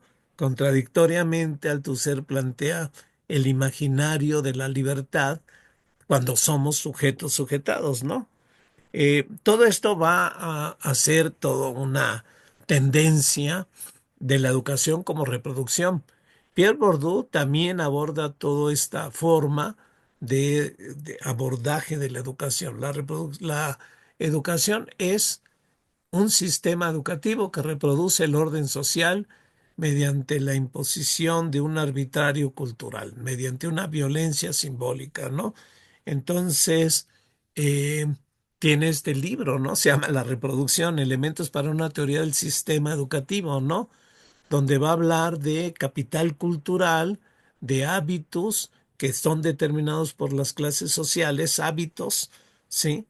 Y capital cultural, o sea, digamos, cierta cultura que tienen las clases dominantes que transmiten a sus hijos, eh, y ciertos hábitos culturales que también las clases dominantes transmiten a sus hijos, que va a permitir que sus hijos vayan eh, avanzando en la escuela y saliendo de la escuela con los créditos y el poder, ¿no? Pero lo examina, ¿no? Lo examina en detalle, ¿no? Toda esta violencia simbólica, toda esta autoridad pedagógica, el trabajo pedagógico en este sentido, ¿no? Todo el sistema educativo institucionalizado funciona para producir y reproducir las condiciones institucionales cuya existencia y persistencia son necesarias para el ejercicio de la función propia de inculcación eh, de una arbitrariedad cultural que permita la reproducción continuada de las relaciones entre grupos y clases. La reproducción escolar va a permitir la reproducción social, ¿no? Esas son las grandes tesis de Pierre Bourdieu que examina, ¿no? Trabajo cultural, la comunicación pedagógica, toda la cuestión de las violencias simbólicas, etcétera, ¿no? Foucault agarra ese camino, ¿no?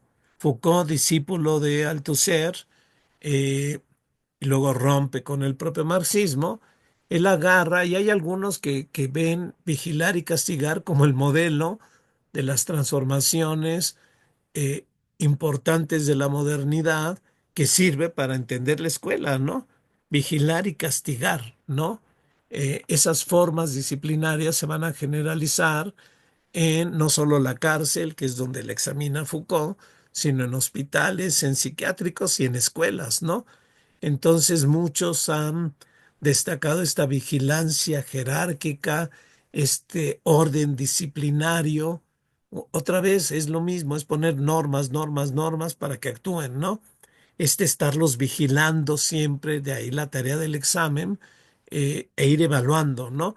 Irlo sustentando. Entonces, una sociedad disciplinaria sostenida en instituciones disciplinarias como la propia escuela, ¿no?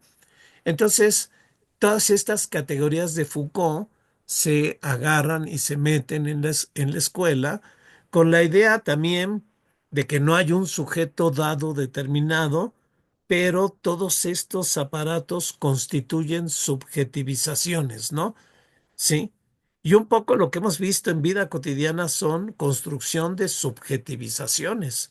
Están construyendo sujetos para el funcionamiento del propio capitalismo, ¿no? Y un poco Foucault va trabajando en esta idea, ¿no? En esta idea donde, digamos, logra avanzarlo, incluso examinando el neoliberalismo, donde ya la subjetivización es una disciplina interior para que yo mismo me autodiscipline, ¿no? Y para que yo mismo me asuma como empresario de mi propia vida, ¿no? Hay algunos que hablan, es una mutación antropológica lo que produjo el propio capitalismo neoliberal, ¿no? Entonces Foucault, y agarra muchas categorías estas Foucaultianas para ello, ¿no? Pero si examinamos así la educación con esta perspectiva, pues no hay nada que hacer, ¿no? Es más que estamos haciendo en este seminario, vámonos a otro lado, ¿no? Porque esto es fatalista, ¿no? Digamos, aquí no se permite nada, ¿no? Sin embargo, Freire, por poner un ejemplo, hace la crítica práctica a la educación porque no asume este discurso. Él se propone hacer una educación liberadora que va a inspirar a las pedagogías críticas que hacen en todo caso la crítica teórica a la propia educación. Pero ¿cómo ocurre esto, no? Bueno, Freire, que tiene toda una serie de experiencias pedagógicas alfabetizadoras en Brasil, después de estas experiencias, escribe su educación como práctica de la libertad, ¿no?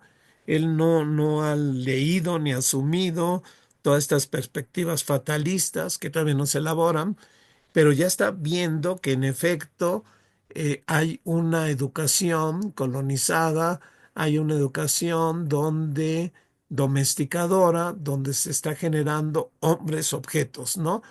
Y él dice, contra esa educación hay que hacer una educación para la libertad, donde los seres humanos sean sujetos y no sean meros objetos, ¿no?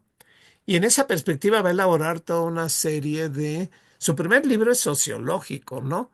Donde va metiendo la cuestión de la comunidad, del diálogo, la minimización, la cosificación de los seres humanos, para luego reivindicar el impulso de ser de los seres humanos que rompan su cosificación mediante el diálogo, mediante la concienciación, mediante una relación amorosa, ¿no? Que es lo que va a defender propiamente Freire, ¿no? Pero lo que va a plantear él es entonces otra vez, digamos, tareas educativas, ¿no? Tareas para los educadores, ¿no? Eh, y entre ellas, justamente, estas tareas de cuestionar qué ha pasado con la educación, ¿sí? Y poner una educación al servicio de la liberación del propio pueblo, ¿no? Entonces, para él se trata de un trabajo de concienciación, ¿no? Pasar de esta conciencia, digamos, intransitiva, dogmática, a la conciencia transitiva, ingenua, simplista, romper con conciencias fanatizadas y alcanzar lo que él llama una conciencia de la transitividad crítica, ¿no?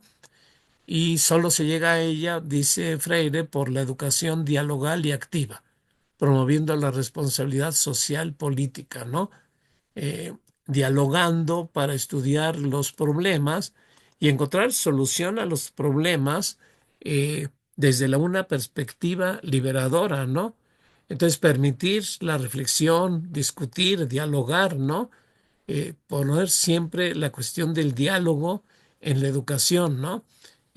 Escuchar, preguntar, investigar, hacernos responsables social y políticamente de todo esto y promover una rebeldía responsable, dice él, ¿no?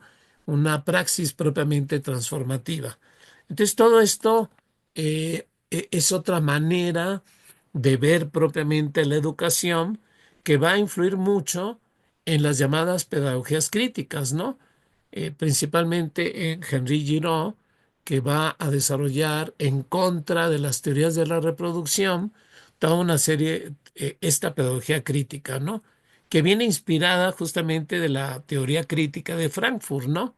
Eh, la idea es una conciencia crítica que nos permita una comunidad de hombres libres, ¿no?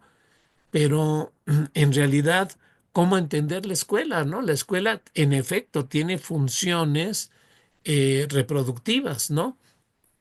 Eso, digamos, no lo podemos negar, ¿no? Es una educación sometida a la racionalidad propiamente capitalista, ¿no?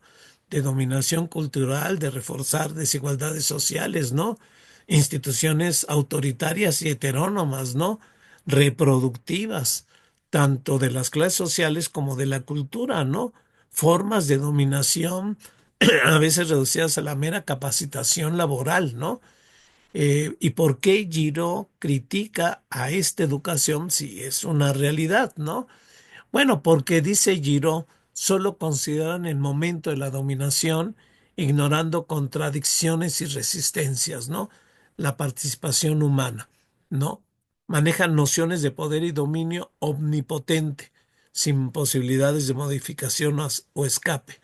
Conciben la reproducción ideológica o simbólica sin conflictos, sin intervención humana. Y en efecto, ¿no? Dada esta perspectiva más estructuralista, hay un olvido de los sujetos, ¿no? Entonces, nunca se da esa dominación de manera directa, siempre es mediada y siempre puede haber mediaciones que permitan críticas, resistencias, escapes y transformaciones, ¿no? Como hemos visto que ocurre en efecto en las escuelas, ¿no? Pero las escuelas son instituciones de reproducción del sistema, pues no, no, porque en realidad las escuelas son no estáticas, son dinámicas, ¿no? Hay campos de dominación, pero de resistencia. Siempre hay posibilidad de lucha, resistencia y transformación, ¿no? Eh, no solo ver el momento del poder, sino el momento del rechazo, ¿no?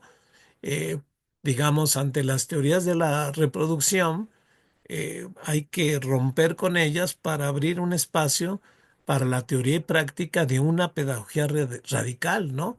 Una pedagogía que nos permita, en efecto, hacer transformaciones ideológicas, dar la batalla cultural, dar la batalla política hegemónica en las escuelas, ¿no? No se va por ahí tanto Girón, ¿no? Peter McLaren sí hablará muy claramente de una educación anticapitalista, va a cuestionar a la teoría crítica, la pedagogía crítica por no ser consecuente y no ser una pedagogía revolucionaria, ¿no? Peter McLaren, ¿no? Eh, pero lo importante es en esta mirada de Giraud, esta, esta mirada crítica a las teorías reproductivas que nos permiten un cuadro más completo de la escuela y nos permiten, en efecto, desarrollar eh, tareas en la propia escuela, ¿no? Ante la dominación cultural, pues la crítica cultural, ¿no? Ante el reforzar desigualdades sociales, abrir posibilidades y alternativas emancipatorias, ¿no? Si la escuela es autoritaria y heterónoma, pues seguir luchando por la democracia, por la autonomía, ¿no? Son reproductivas, son contradictorias, reproducen, pero podemos meter resistencia, ¿no? Reproducen la cultura, bueno, pues podemos reestructurar y dar la batalla cultural hegemónica en las propias escuelas, ¿no? Hacer que no sean formas de dominación, sino educación crítica, ¿no? Y sobre esto Giro ha avanzado en varios libros, ¿no? Teoría y resistencia de la escuela. En esta idea, la escuela son sitios de contestación, de conflictos, de tensión, donde algo podemos hacer, ¿no? Escuela y lucha por la ciudadanía, donde tenemos que meter lo político, ¿no? Volver pedagógico lo político y lo político pedagógico, ¿no? Agarrar los problemas sociales del mundo y meterlos en la escuela para ponernos a discutir sobre ello, ¿no? Valorar a los docentes como intelectuales, ¿no? Los profesores como intelectuales e incluso intelectuales críticos, ¿no? Eh, que conciben a las escuelas como estos lugares políticos, económicos, culturales, sociales, cruzados por problemáticas de poder, donde hacemos, desde esta perspectiva gramsciana, en todo caso, lucha cultural ideológica hegemónica, ¿no? Pero, pero, la reproducción ideológica cultural pasa todavía por la escuela. ¿Cómo debería ser una pedagogía contra y más allá del capital? Eh, pues ahí están problemas, ¿no? Yo les diría, no se pierdan la próxima sesión donde vamos a invitar justamente a Benjamín Berlanga para hablarnos justamente de esas dos cuestiones, ¿no? ¿Dónde está ocurriendo lo pedagógico? Y en todo caso, ¿cuál sería eh, una educación crítica contra y más allá del capital, ¿no? Por eso les decía, de alguna manera esto fue como una especie de introducción y Bonilla también tiene sus propias ideas sobre qué hacer en la escuela, ¿no? Entonces, pues ya terminé por fin. No pensé que fuera a terminar. Pero bueno, si hubiera preguntas, intervenciones, acuérdense que todo esto lo estamos grabando y ya estamos pensando en subirlo próximamente para que puedan consultar y checar todo esto, ¿no? Bueno, pero sí, me gustaría escuchar algunos comentarios. Hola, Luisa, ya te vi por ahí. ¿Qué tal? Bueno, eh, pues no sé, comentarios. Ya sé que es domingo, estamos cansados. Hola, hola. Hola Andrés, ¿cómo Ah, estás? Mucho ¿qué gusto tal? en ¿Qué tal? saludarte. Pues Igualmente. muy interesada en todos estos aspectos que nos has tratado a través de las teorías educativas y el punto de vista que tú sostienes sobre todo esto. Pues, ¿qué puedo pensar de todo esto? No sé. Hay una cosa importante que te quería plantear acerca de de tu punto de vista sobre hasta qué punto verdaderamente estamos manipulados y en qué punto incide nuestra conciencia crítica para de alguna manera detener esta manipulación. Sí, ¿qué hacer, no? ¿Tú, Bueno, tú cómo lo ves? ¿Cómo lo ves?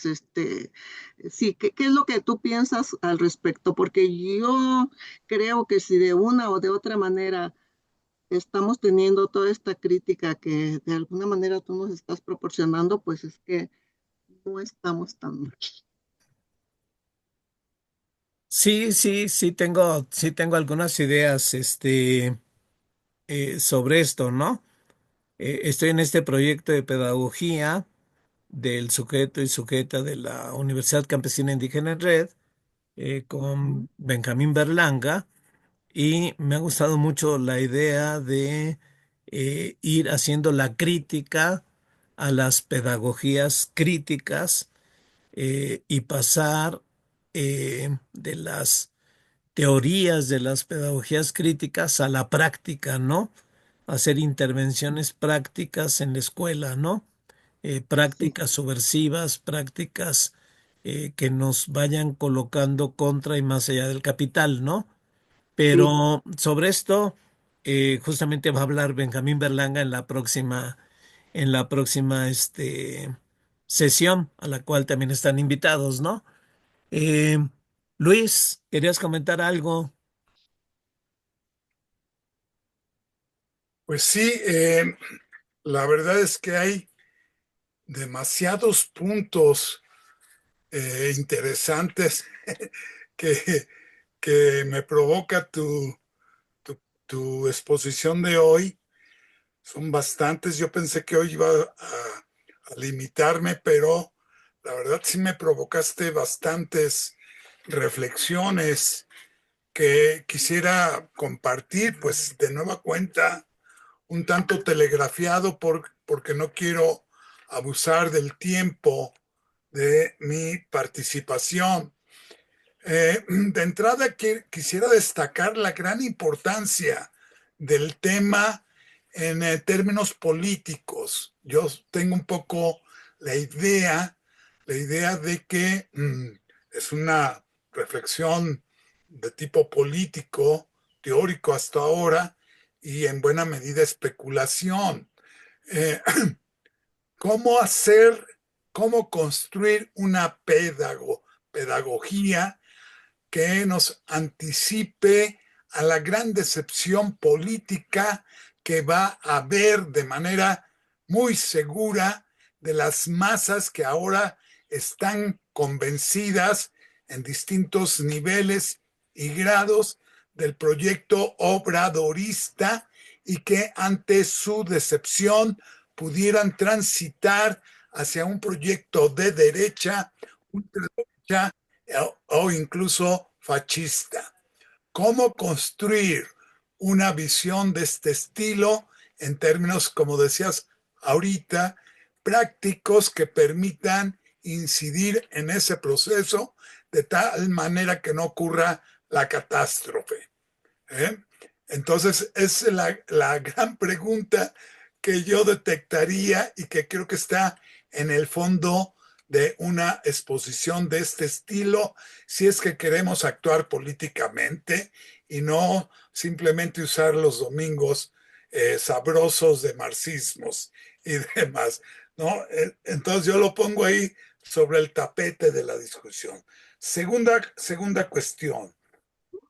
Bueno, creo que yo en mi propia perspectiva sindicalista y muy ligada a las luchas eh, sindicales, obreras y demás, pues yo tengo que partir un poco de la idea doble de la producción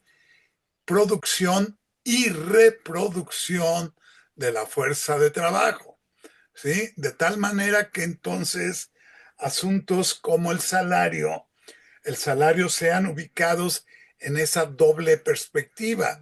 Fuerza de trabajo como mercancía con valor de uso y valor de cambio, pues tiene una expresión en el mercado que se llama precio y en concreto se llama salario. ¿Cómo reflexionamos la cuestión del salario desde la perspectiva de la producción de esta mercancía tan particular, de tal manera que la confrontemos enseguida con la noción común y corriente dentro del marxismo mismo de el salario como el pago que se da para su reproducción? Es decir, ahí ya nos transita, nos conduce a la otra esfera de la reproducción y que enseguida pues nos va a meter a los asuntos que se mencionan como la vida cotidiana y estas expresiones de tipo social, de la cultura, la ideología, la formación, la escuela incluida y el arte, diría yo. Lo enfatizo el arte porque creo que dentro de la lista de autores que habría que reivindicar en este análisis que haces, pues también, bueno, hay un montón, pero por lo pronto creo que en nuestro campo hay que reivindicar a Breton y a Trotsky con una posición política que podemos ubicar justamente en esta esfera de análisis de la plática de hoy. ¿Sí? El arte también como algo que puede ser mucho, muy rico en la medida de que este planteamiento habla de una libertad total, ¿sí? En esta esfera, en un planteamiento revolucionario. Segunda cuestión, creo que es necesario entonces, de cualquier manera, abordar la relación entre la estructura y la superestructura. Creo que lo haces de manera muy correcta para mi gusto y yo lo comparto con todo el análisis que haces, pero quizás también hablar de una autonomía creo que de corte relativo, porque si no acabamos autonomizando la política, el arte, la educación, la cultura, la ideología, y creo que no es el caso, ¿sí? Habrá todavía que eh, explicitar más esta relación entre estas grandes dimensiones altuserianas, en gran medida estalinistas, que no nos ayudan a entender una serie de procesos, ¿no? Un poco de manera desordenada, creo que, bueno, yo enfatizaría el abordaje de las necesidades con Agnes Heller, pero también sugeriría ahí que recuperáramos a Volvinik, no tanto por el enfoque, su propio enfoque, sino porque ha logrado sistematizar a distintos autores que hablan de esta gran problemática de las necesidades que nos permiten abordar con mayor sistematización el mundo de lo cotidiano, el mundo de la reproducción, y que creo que eventualmente nos ayudarán a superar esta división obligada, incluso en el campo del marxismo, de estas dos esferas, producción y consumo. Creo que es necesario hacerlos. Son esferas que tienen sus propias particularidades, pero en el fondo creo que hay una suerte de imbricación que hay que advertir. No son esferas más que metodológicas de análisis de una realidad total y completa. Me encantó el rescate de un montón de autores, incluido el propio Lipovetsky. Creo que me va a servir para unas cosas actuales que estoy viendo. En lo que toca a la educación, sí, yo allí rescataría a Noble, ya lo he mencionado en algunas ocasiones, a David Noble, marxista norteamericano, historiador, que habla de este papel de la ciencia, la tecnología en el ámbito de la producción y de Fabril, pero también de la producción de ciencia, tecnología en las propias instituciones educativas, de tal manera que entonces en la educación claramente estamos hablando de un doble papel, la preparación para la producción, es decir, preparamos gente como fuerza de trabajo, pero también como para la reproducción. En fin, eh, lo virtual yo lo ubicaría como una destrucción o una transformación radical de las nociones que tenemos de tiempo y espacio, que nos permite ubicar, por ejemplo, en la pandemia, al hogar, a el hogar como la metáfora privilegiada que ilustra los otros espacios o sociedades disciplinarias y que concentra la escuela, la fábrica, el consumo, como ya anotabas. Me gustaría también reivindicar, y con esto termino, a Mandel. Mandel. Creo que Mandel en un pequeño librito habla sobre la naturaleza del conocimiento, de tal manera que refuerza en buena medida esta noción que advierte Giroux de la escuela como un espacio de disputa donde el conocimiento hay que exigirlo, pedimos, exigimos, demandamos la universalización del acceso al espacio escolar, porque estamos convencidos de que tiene también el conocimiento un carácter subversivo cuando es científico. Bueno, con eso termino, hay más cosas, pero no quiero abusar. No, muy bien, Luis, muchas gracias. Héctor, ¿quieres comentar? Sí, dos cosas, una un poco más amplia y una muy concreta, ¿no? Primero, bueno, por supuesto, como siempre, agradecer por este gran esfuerzo de sistematización que haces, de ponernos sobre la mesa, pensamientos que van generando efectivamente la necesidad de ir haciendo construcción propia y actual, digamos, ¿no? Y preguntas pertinentes como estas que tú colocabas al final y que Eloísa colocaba como, bueno, ahora qué tipo de pedagogía entonces y cómo ejercerla, digamos, ¿no? Creo que sí, efectivamente, eso se puede hacer.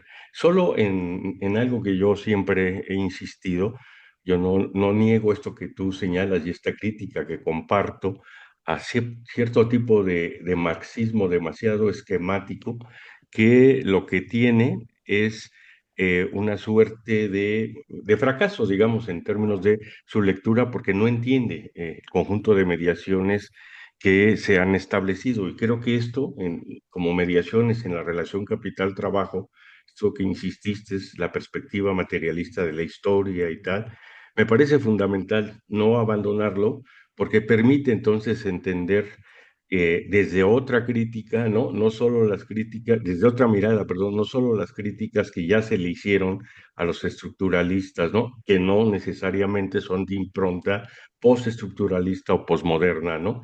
Hay otras interpretaciones de crítica que me parece apuntan a cosas sumamente válidas y pertinentes, ¿no? Entonces, sí, sí insisto, ¿no? Esta idea de que también hay que entender la propia exposición de Marx en un nivel de abstracción muy grande, pero Marx siempre habla de que el capital es una relación social, primer cosa, ¿no?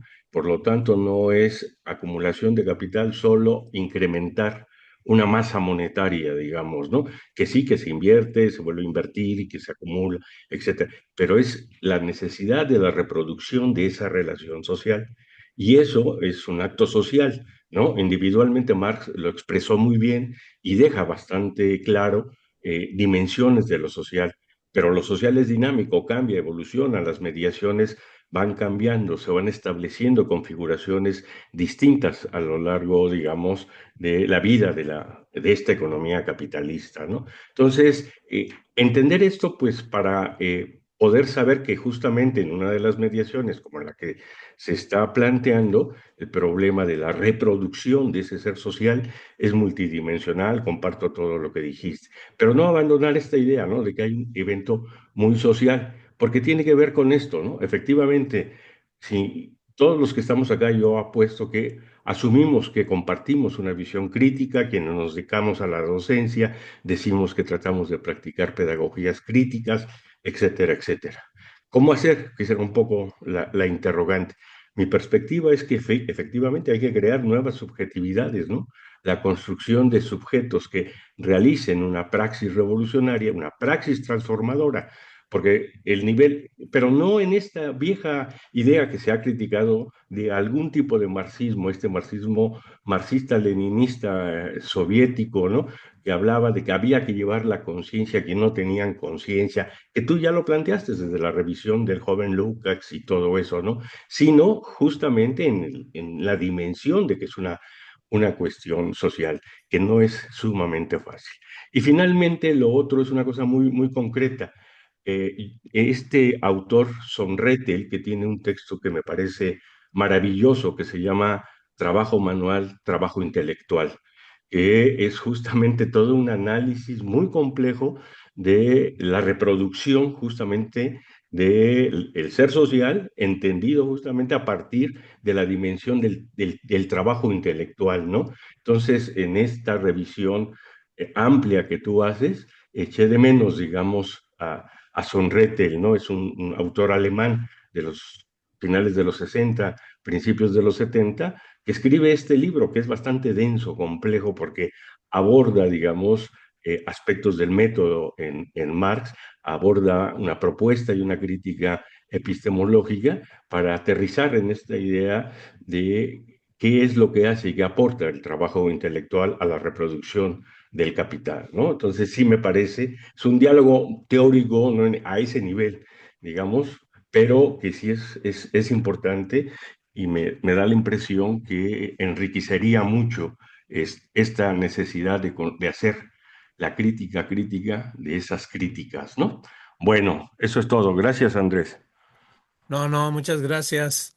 Eh, Hago dos comentarios ya para terminar rápidamente, ¿no? Todo esto que planteó Luis es muy interesante. Y en efecto, hay que interpretar esto como estos encuentros como políticos, ¿no? Nuestro asunto es cómo traducir estas perspectivas eh, políticamente, pero políticamente en una perspectiva de transformación radical del mundo, ¿no? No políticamente en un sentido muy estrecho, ¿no? En ese sentido. Y lo que yo insisto e insistiré es en la necesidad de que, digamos, este horizonte de Gramsci, ¿no? La lucha es hegemónica, ¿no? E incluso tenemos batallas culturales importantes que no hemos dado, ¿no? Porque ahí está la derecha. Ahí están las derechas ganando, avanzando por todo el mundo y eh, la izquierda revolucionaria no da ni batalla política porque tenemos poca fuerza, pero batallas culturales, batallas ideológicas, yo creo que no las estamos dando, ¿no? Porque hemos desdeñado todas estas transformaciones muy importantes, culturales, de la vida cotidiana, ¿no? Este sentido común que se está generando y no hemos entrado en la disputa del sentido común que lo tenemos que hacer en la escuela y fuera de la escuela, ¿no? Entonces, como primer tarea, ¿no? Cómo armar esas batallas culturales, hegemónicas, etcétera. Bueno, ahí queda como tareas pendientes, ¿no? Pero, por ejemplo, llevar marxismo al movimiento obrero, te he dicho, Luis, sería magnífico, ¿no? Eso es lo que hay que hacer, creo yo, ¿no? Que luego es mi crítica. Yo también estuve más de 20 años de sindicalista con batallas muy importantes, pero incluso me acuerdo que planteábamos en nuestro sindicalismo la apropiación de la materia de trabajo, la búsqueda de gestión, de autogestión, de intervención, etcétera. O sea, no éramos sindicalistas que nada más buscamos el salario y la prestación, ¿no? Buscamos incidir donde estábamos, ¿no?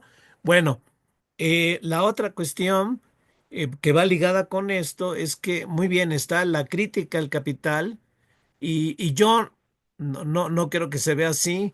No divorcio todas estas ideologías, formas culturales, transformaciones de la vida cotidiana de la dinámica del capital.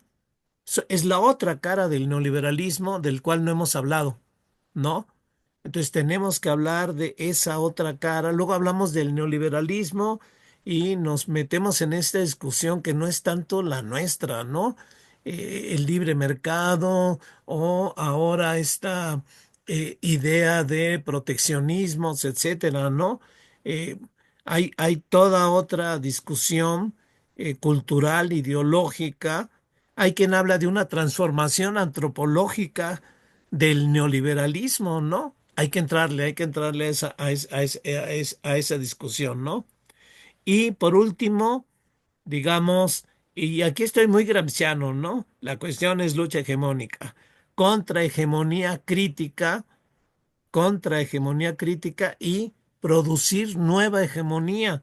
Pero yo no creo que la nueva hegemonía vaya a nacer solo de la lucha por los salarios, la lucha por prestaciones o la lucha por el nuevo comité ejecutivo del sindicato, ¿no? Si no vamos introduciendo deseos, necesidades radicales, miradas que vaya más allá del capitalismo, al final de cuentas no vamos a estar haciendo, no vamos a estar haciendo lo que Marx nos planteaba, ¿no? Finalmente, ¿no? Una perspectiva revolucionaria, ¿no? Entonces, lo dejaría ahí y los invito a la próxima sesión donde va a haber respuesta a las preguntas planteadas, ¿no? Por compañero Benjamín Berlanga, que justamente va a plantear esto, ¿no? Cómo debería ser una pedagogía o más bien una práctica pedagógica crítica, ¿no? cómo debería ser, ¿no? Y qué está pasando con la educación formal y no formal, ¿no? Todas estas transformaciones en la vida cotidiana que luego desdeñamos, pero están explotando en la escuela, ¿no? Por poner el ejemplo de los celulares, ¿no? Los celulares están reconfigurando la mente de los adolescentes, ¿no? Y generando toda una serie de daños emotivos, emocionales, cognitivos, de vínculos, etcétera, ¿no? Y nosotros callados dando la clase cuando los alumnos están en el mundo virtual, ¿no? Bueno, pero Luis, Carlos, sí, perdón, Luis, también toma la palabra. Luis, Carlos, Hola, muchas gracias por hola, la hola. exposición. Saludos a todos. ¿Sí me oyen?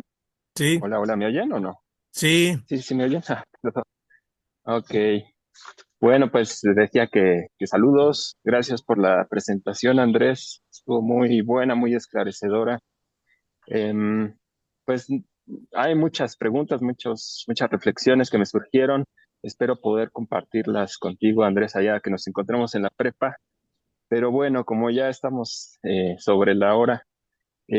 Solamente quisiera preguntar si existe la posibilidad de poder invitar a algunos colegas para la próxima sesión o cómo funciona este espacio, pues. sí, sí, existe esa posibilidad, ¿no? Por supuesto. Entonces, Ok. Si quieres, entonces te planteo así como en concreto a quienes yo considero que les podría interesar, Andrés, sí, de la propia NP, eh, que pues yo creo que a lo mejor los conoces algunos y, y entonces vemos el procedimiento, ¿no? Para extender la invitación. sí, claro.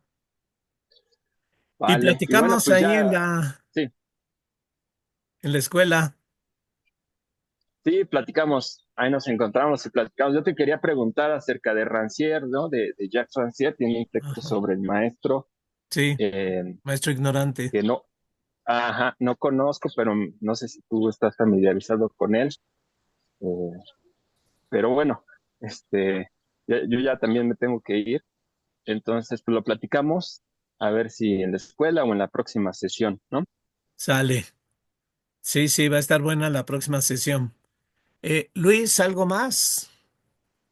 Y solamente comentarles que eh, acabo de buscar este libro que recomendó Héctor, y afortunadamente lo encontré, así que ya se los compartí en versión digital aquí en el chat para que los que lo quieran bajar aprovechen antes de que suspendas la reunión. Sí, yo ya lo apreté para que ya por ahí. Muy bien, entonces ahí lo estoy ya bajando. Y bueno, pues muchas gracias por haber estado presentes. Nos vemos la próxima. Va a estar buena, va a estar Benjamín Berlanga hablando de esto. Y ojalá que nos veamos, ¿sí? Saludos a todos y todos. Hasta luego. Adiós. Salamandro,